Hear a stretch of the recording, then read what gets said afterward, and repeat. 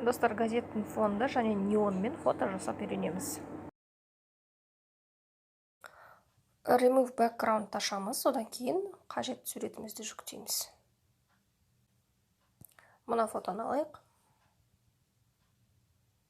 Артқы фоны удалилась, алынып тасталынды, енді скачать деп жүктеп аламыз.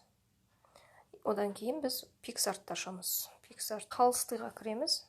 Қалыстыйды ашқан кезде осындай 1080, 1020 дегенді тересіздер, осындай қолмен, сосын ақ фонмен арғарай ашамыз. Стрелкамен арғарай ашамыз. Енді бұл бізде ақ фон, мынау бізде слойлар. Слой деген ол қабаттар. Енді бізге осы жерге бір слойды қосу керек.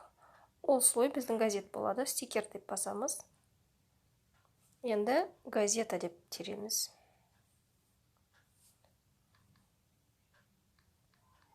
Газета, фон, мысалы, осылай тереміз. Міне біздің газетамыз тұр. Осыны алып қоямыз. Енді осыны преобразовать деп тағы да басамыз 3 нүктені. Сосын ол қажет размерінде қойылады. Міне газетті қойдық. Енді біз тағы слойға қосамыз. Тағы бір слой, ол слойымыз біздің фотомыз болады. Фото дейміз.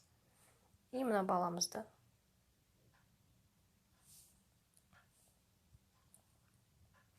Тағы да преобразовать дейміз.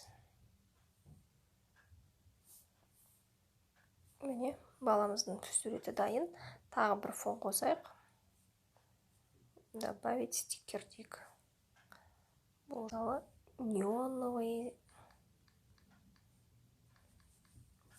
круг дейік. Міне неоновый кругты қосайық.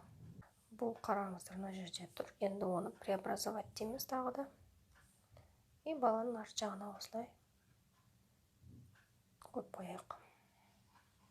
Енді осыны қоямыз, одан кейін енді орындарын алыстырсақ, артқы фонға кетеді сурет. Осындай әдемі сурет жасасаңыздар болады. Міне суретіміз дайын болды. Енді осыны сақтаймыз. 3 нүктені басамыз да сохранить изображение дейміз. Осындай суреттерді сіздер өздеріңіздің стористеріңізге немесе посттарыңызға дайындап жасасаңыздар болады.